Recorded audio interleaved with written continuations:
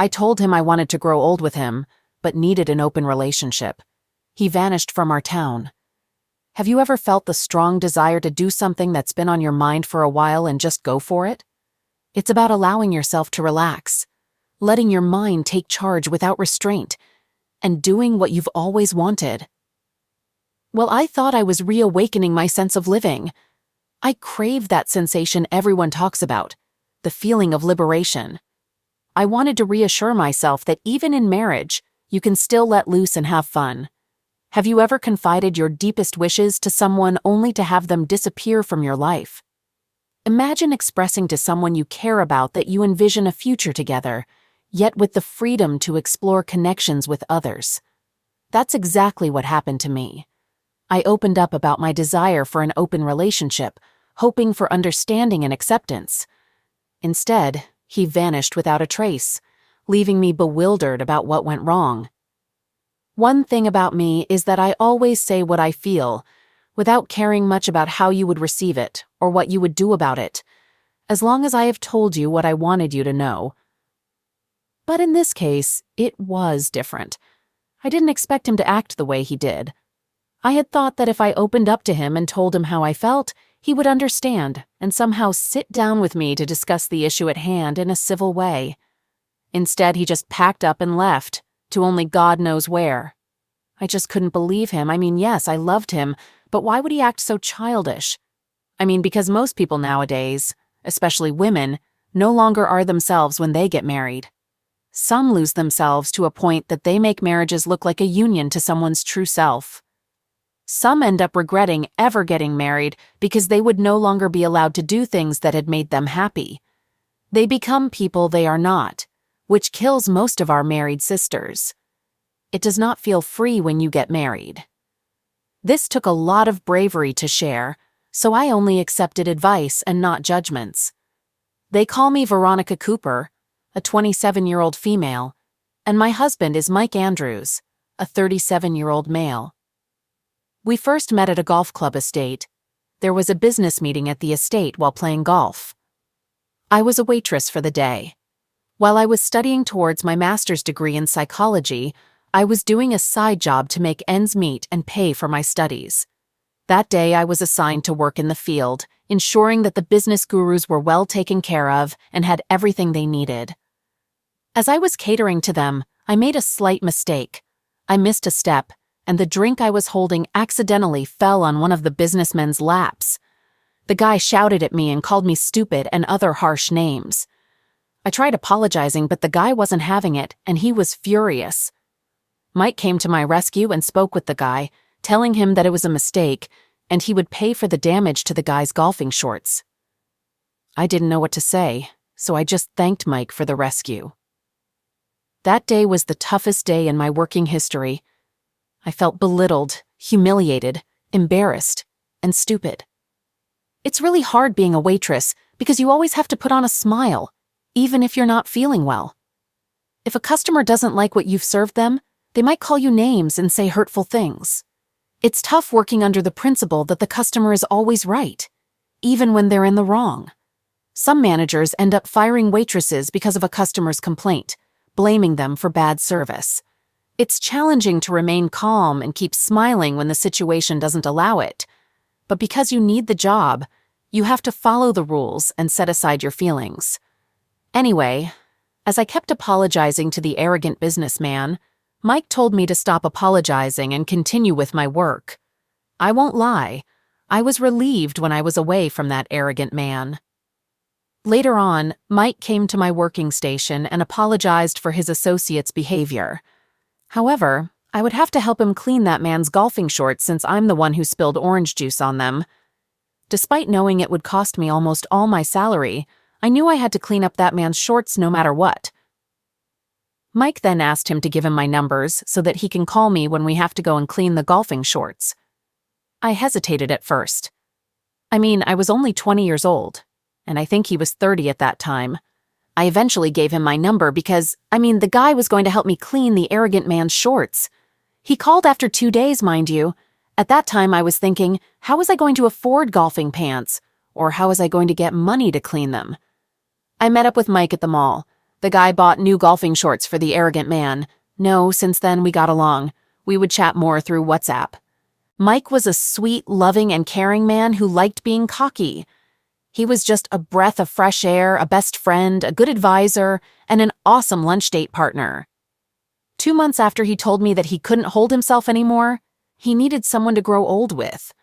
At first, I didn't understand what he was saying until he asked me to be his girlfriend officially. I was just lost for words. I mean, the guy has afforded and has everything that he wants and needs, so why would he want to have a girlfriend as simple as me?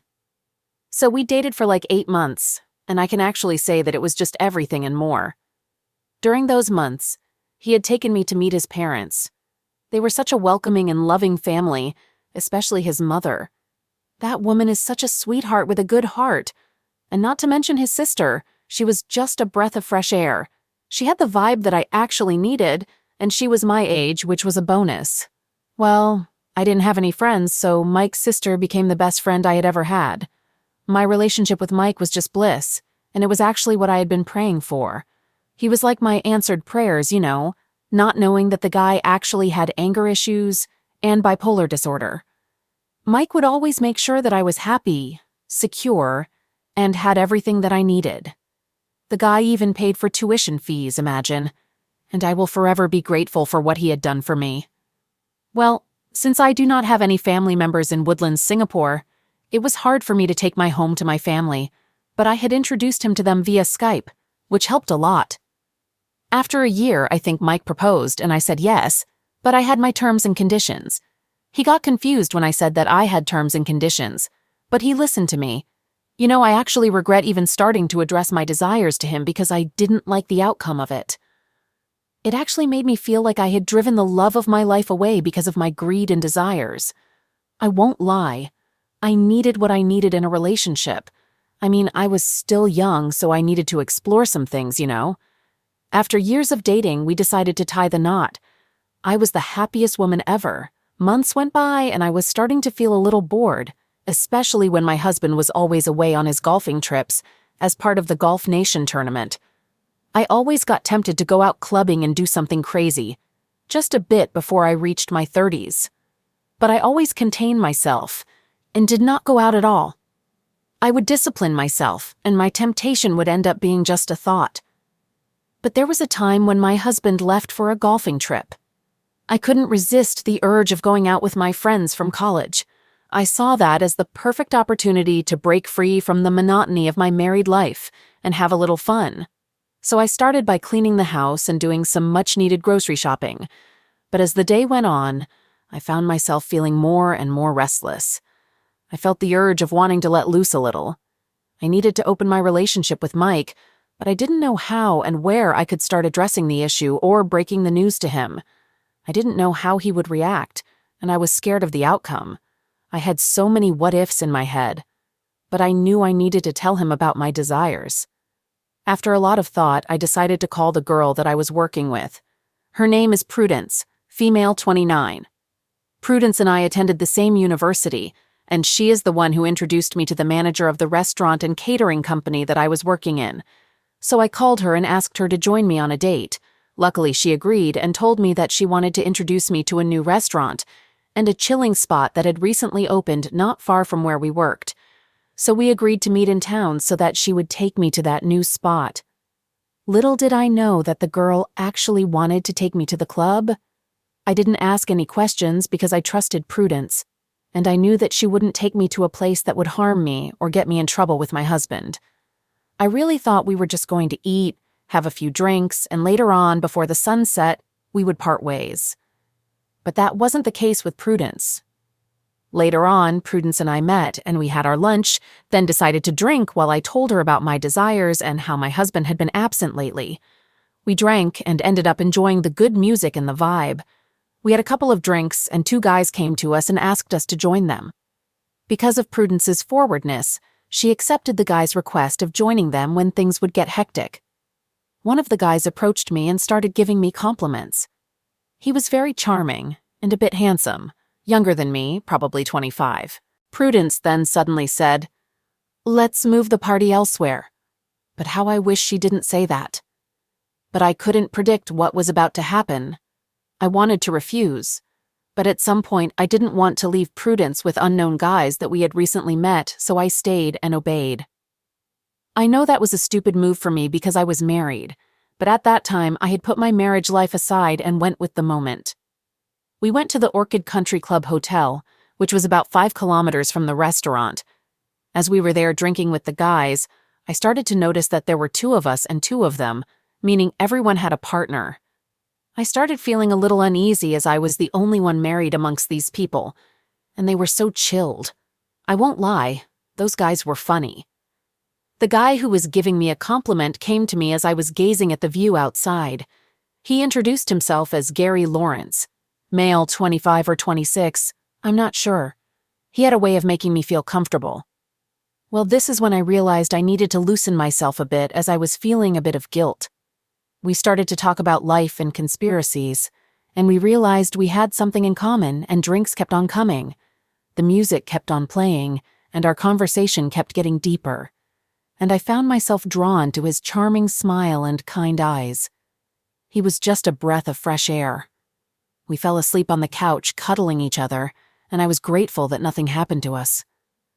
At first, I felt a mixture of guilt and excitement that nothing had happened, and I had an opportunity to let loose. I had never done anything like that before, and I wasn't sure if I could ever forgive myself, but nothing happened, right? So I felt guilty when nothing had happened. As the day went on, I found myself losing myself in the moment, and the guilt began to fade away. Our trip came to an end, and I knew that I had to go back to my boring house. Plus, my husband was coming back, so I had to go. When I got home, I found my husband already back, which was a shock to me because I didn't expect him to be back earlier, since I had also tried to be back earlier than him. Well, I guess he had beaten the traffic. He asked where I was coming from, so I told him that I had gone for a night away with the girls. But I left the guy's part aside because if I had mentioned it, hell would have broken loose. Sometimes my husband and I would spend our weekends together, but it wasn't fun because he would always watch golf games, and I would be sitting with him reading a book, which was purely boring for me. My mind was thinking about the trip that me and the girls had. I'd been feeling neglected by my husband for quite some time, even if he was around. He was always busy with work and his golfing games, never seemed to have time for me. I felt like I was just a mere obligation to him rather than a beloved partner. I won't lie and say the girls' night was boring because it wasn't. It was actually full of life and fun. I enjoyed every moment of it, and I wished I could turn back the hands of time and go back to that night. Months passed. My husband had been too occupied with work and his golfing games. To tell the truth, golf really bored me. There was actually no fun in it. It shows that it's a game for rich people. So one day, a guy from the trip texted me on Instagram. I was so shocked about why he would send me a text on my Instagram. But I didn't ask him anything. I just replied to his messages, which were actually a very good distraction because I was somehow bored at home. So he had asked me to accompany him to his friend's party. I hesitated at first because I didn't know what I would tell my husband, but God came through for me. And I really needed to get some air and let loose a little. I'd been cooped up in the house for way too long. I'd been itching to let loose and have some fun, but I didn't want to do anything that would jeopardize our marriage. So that weekend was a great opportunity for me to let loose a little. As soon as my husband was gone, I decided to take advantage of the situation. I put on my favorite dress, did my hair and makeup, and waited for Harold to come and fetch me because that was the plan. When we got there, I felt the vibe already. There were so many people, and I guess it was friends and maybe colleagues. I spotted his friends that I had met during that night. They were with their partners who were very much friendly and full of fun. The music was blasting. Everyone was having their good time, minding their own business. And that was what I really needed. It felt so liberating to be able to be myself without worrying about what my husband would think. The next day, I woke up feeling a bit hungover and regretful. I had a bit too much to drink the night before, and I was worried that my husband would notice when he got back. But as I looked in the mirror, I saw a confident and carefree version of myself staring back. I realized that I didn't need to be perfect all the time, and that it was okay to let loose and have fun. Over the next few days, I continued to explore my newfound freedom whenever my husband was either at work or went golfing. I continued chatting and going out with Gary. He made me feel so much alive, as he also introduced me to new clubs around Woodlands. I knew from there that I had found my real self. I had finally found the person I had always wanted to be. Yes, my friend Prudence and I would go out, but she respected my husband, so they didn't want to be on his bad books. My friends treat Mike like he was a god or something. Sometimes I would think she was fooling him or me to think that she respected my marriage. One happy morning, while I woke up happy in a great mood that weekend, Simon and I had a very steamy and loving, intimate moment the previous night. We had a lot of lovemaking, so I decided to wake up early to prepare a nice breakfast for my husband, so we would get ready for the day, as we had planned to go out together to pamper ourselves and try to bring back the spark that we once had before everything, you know? I was so happy that I was going to spend time with my husband after a long time of him always going out. I had planned everything, you know? So that morning he came down the stairs, wearing his golfing clothes, and came down with his kit. I didn't understand why he was wearing that, so I asked why he was wearing his golfing clothes while we had plans for the day. He just gave me a very lousy excuse and told me that his golf buddies had texted him and told him about the game that was taking place on the very same day that was supposed to be our day. My mood just instantly went down the drain. I was so angry at him, but I was also angry at myself for thinking that Mike was actually going to choose me for one and not his golfing games or his buddies. I mean, why would someone promise to spend time with you and even reassure you that the day was only for us, and we were going to switch off our phone so that we would not get any disturbances? But his big head switched on his phone and got his buddy's message about a certain game that was taking place just when we had planned something else. He had reassured me that he would be available for lunch and dinner. Later on, I had hoped that Mike would have been back, and we would continue with our day as planned. So I decided to cook all of his favorites for dinner. I had really missed my husband, and that time was the only perfect time to tell my husband Mike about my desires. So I prepared everything, and even texted him to come back home earlier. I knew that when I delivered my issue of desires, he would not act like any normal person would. But I just didn't know the consequences that would come with the fact that I had told him about my desires. He came back earlier just like I had asked him to.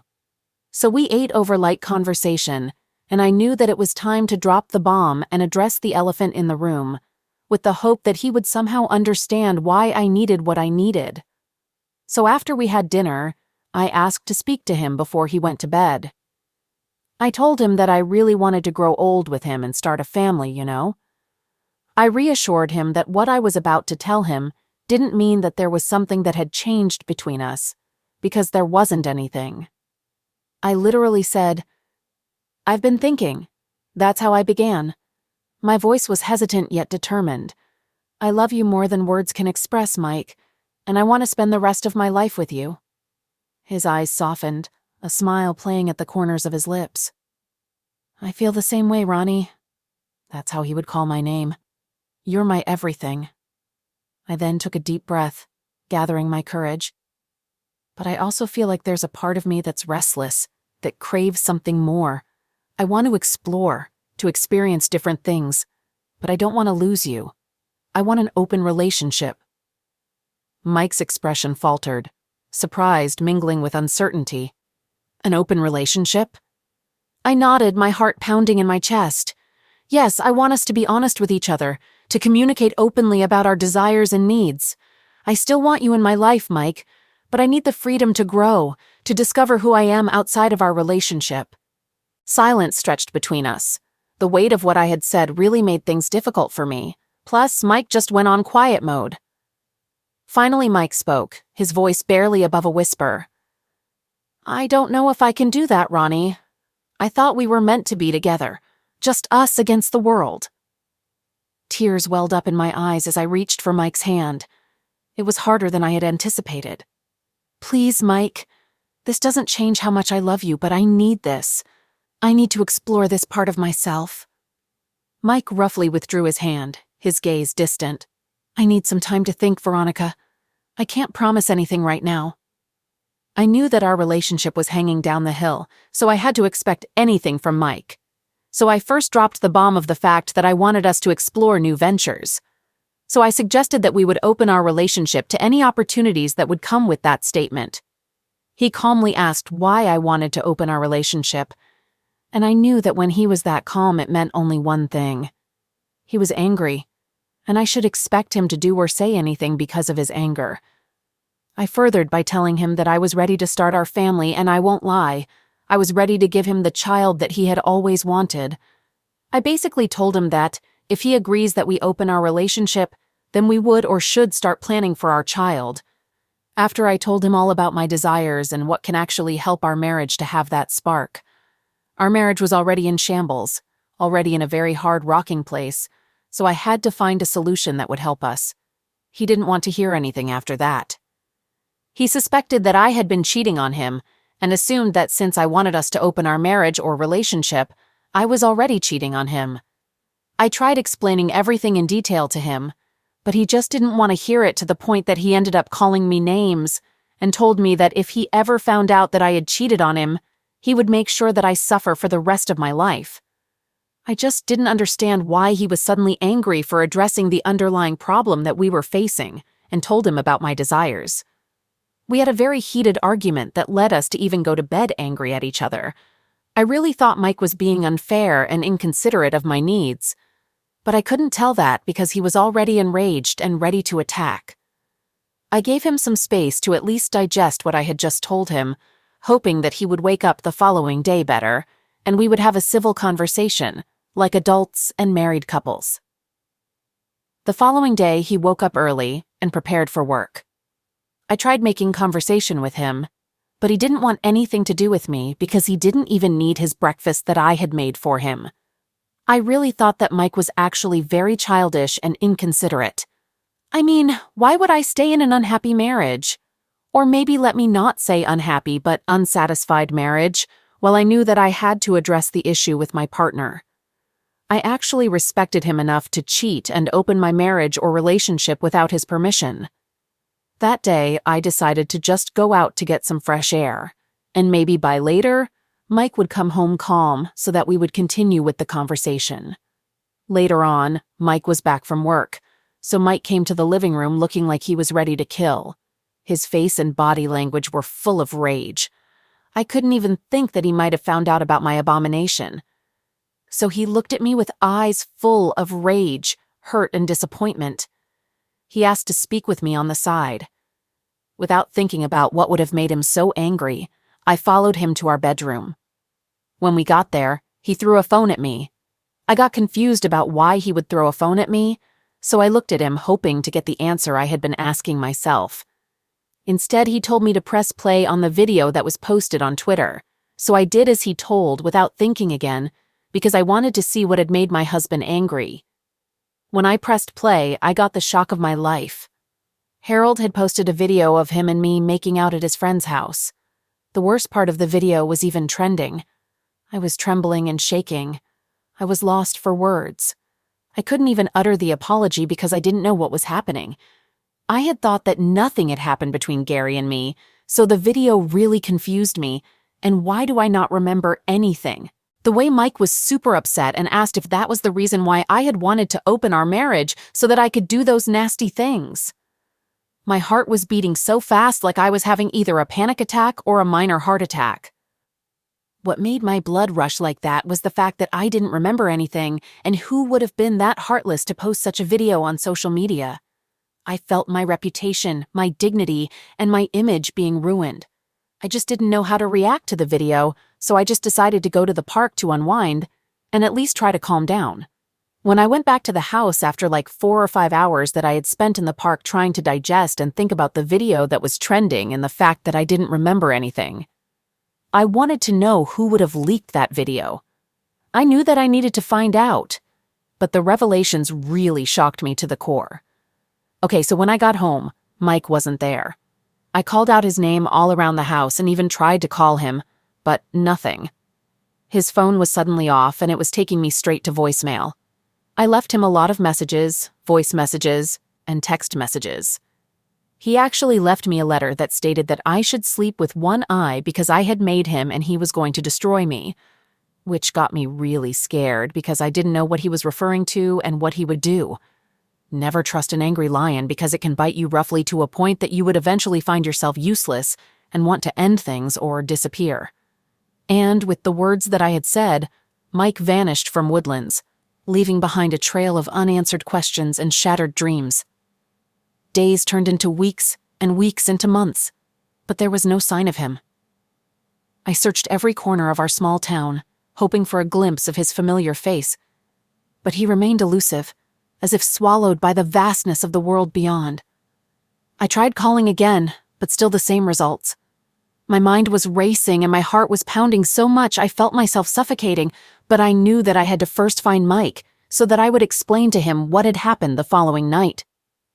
I tried tracking his phone using my computer because we had that agreement of tracking each other's whereabouts, using either our phones or car trackers. When I checked, I found out that his phone was off and his car was actually in the garage, meaning he had left the car. 2 weeks later, I had even given up on looking for Mike. I was worried about him. I won't lie because he had left without saying anything besides the threatening letter that he left. So I decided to go to the shops and buy some house essentials and groceries. As I was busy putting things in a trolley, I bumped into Gary. I got furious once again and confronted him about the video. He told me that his friend was the one who had leaked the video with the help of his new girlfriend, Prudence. I just couldn't believe it, you know. I had really thought that Prudence had my back, but clearly she was just a snake and a sheepskin. Another thing that made me scared was the fact that I knew that Mike's sister had seen the video. And I was sure that the parents also knew, so I had destroyed the kind of relationship that I had with Mike's parents. Later on, I decided to go to Mike's home to look for him and apologize for the heartache that I had caused the family and the shame that I had caused my husband. I didn't know what I would say to Mike's sister. I just opted to apologize to the parents only. Unfortunately, when I got there, Mike was not home. His mother told me that he hadn't been at home for a month, so they didn't know where he had gone. I got really worried about Mike and felt guilty about the things that had happened. Later on, about like a week later, I received a notification stating that someone had withdrawn money from my offshore account and my life savings account. Mind you, at that time I didn't even notice that my cards were gone. I panicked and thought that I was being scammed or something. As if that wasn't enough, a truck came. Well, a big truck, and repossessed the cars that were in the garage, my car along with Mike's. I asked why they were taking the cars. They told me that they were reported as stolen and they were no longer getting paid for. I just couldn't believe it, you know? I tried calling Mike again, but it was still not going through until I decided to just give up. I went straight into a depressing state, and I really thought I was going to lose myself at that time. After the cars were gone, I received divorce papers, stating that the owner of the house wanted me gone within 2 days. My health was not giving me any hope because everything was just too much. I had lost the only person who had shown me genuine love. I was happy in my marriage, but my greed and desires clouded all the good things that Mike had done for me. I knew that I had to think of where I was going to go because I had no relatives in Singapore, so I had to try and make means to get home in England. Luckily, Mike had taught me to keep some cash in a safe place just in case I got in trouble or something happened, so I took that money and bought a plane ticket. I just couldn't stay any longer in Singapore. I had thought that I was done with everything that made me move to Singapore. I mean, I had gone there to study, and I did with the help of Mike. I completed my master's degree in psychology. I left Singapore with a heavy heart. I had never thought that my desires would actually lead me to that kind of stage in life. I lost the love of my life. He just vanished from our town, and I really wanted to know where he was, and if he was okay. That's what happened to me. I laid my heart on the line, expressing my hopes and needs. Instead of understanding or discussing it further, he chose to vanish from our town without a word. It left me questioning everything, the sincerity of his feelings, the strength of our connection. I was left with a mix of emotions, hurt, confusion, and a tinge of anger. But through it all, I realized the importance of being true to myself and my needs, even if it means facing difficult outcomes. As time passed, I learned to live with the ache in my heart, the bittersweet reminder of a love that was once so pure and unyielding. And though Mike was no longer by my side, I held on to the memories that we shared, grateful for the time we had together, however fleeting it may have been. I really thought Mike would understand my problems, but I now regret even opening my mouth and confessing about my desires. I really don't know where to start looking for Mike because I feel like I owe him an apology for the heartache that I had caused. Do you guys think he can maybe forgive me and give me a chance to at least mend our relationship after what had happened? I truly regret what I had done to Mike. I need any advice that you can give me. Please assist me. I'm drowning, really. Wow, where do I even begin? First off, let me just say it's totally not my fault that my marriage is over. I was just trying to live a little.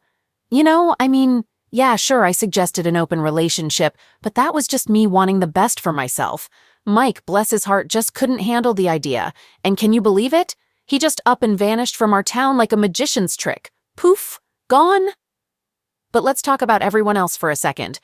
Prudence, for instance, was supposed to be my wing woman, my guide to a little excitement. Instead, she led me straight into a mess at that club, and with those guys. I was just following her lead, and look where that got me. And let's not forget Mike's sister and his parents. They were like family to me. But now, they're part of this whole debacle, thinking who knows what about me. It's not like I didn't try to keep things on the up and up. I cleaned that man's golfing shorts, for heaven's sake. I was practically a saint, making sacrifices left and right. And Mike, well, he was always off golfing, leaving me to fend for myself in a sea of boredom. Can you blame me for wanting a bit of excitement? For wanting to feel alive? And then there's Gary, the charming guy who just happened to be at the club that night.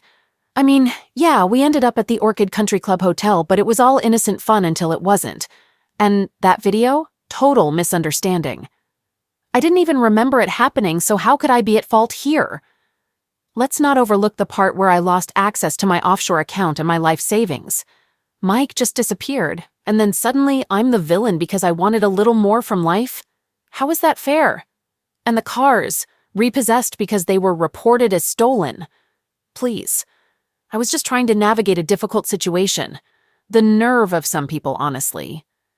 Here I was, pouring my heart out, hoping for a little understanding, maybe a smidge of compassion. But no, everyone's quick to point fingers, quick to judge. It's like they've never faced a moment of temptation or made a questionable decision in their lives. So here I am, asking for advice, when really, what did I do wrong?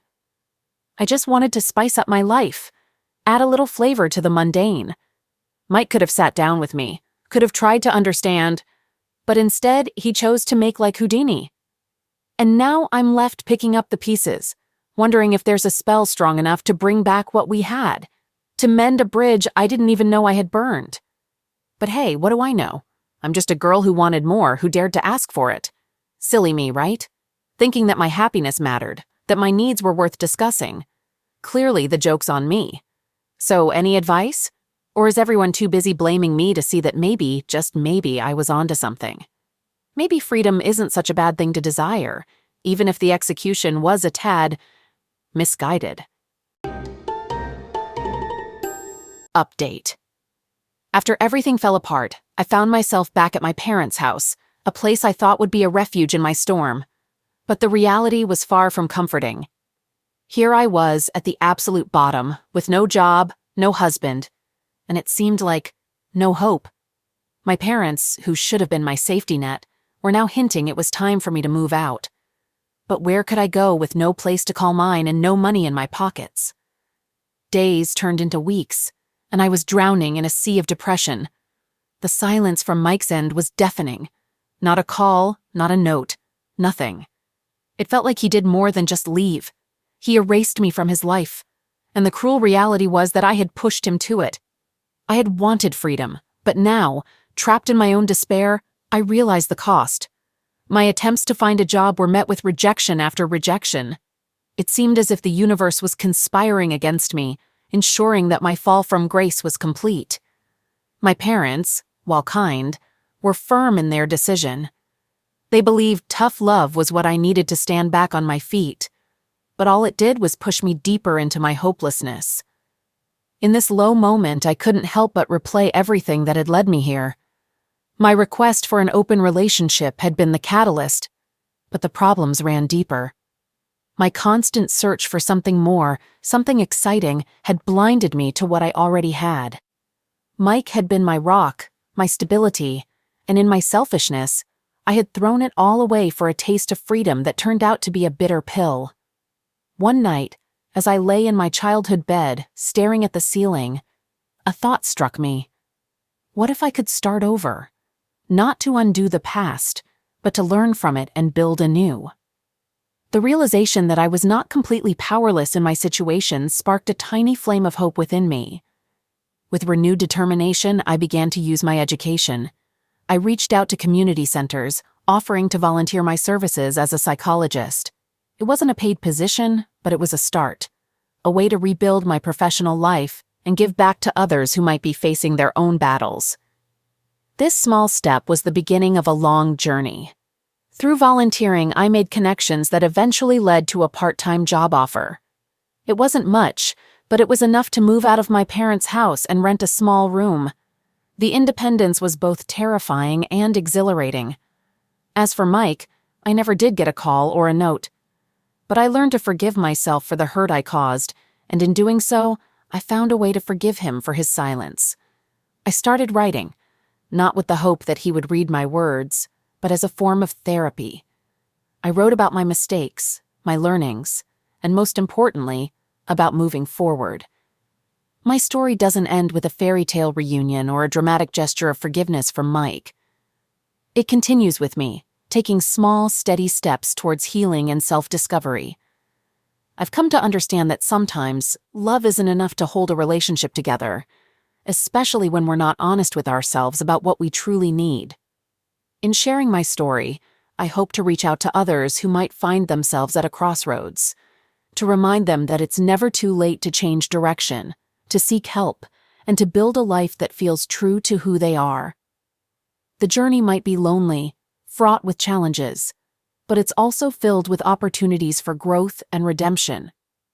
As I continue to navigate through the complexities of life, I hold on to the belief that every ending is a chance for a new beginning. And perhaps in this new chapter, I'll find not just peace, but a deeper understanding of love, both for myself and for others.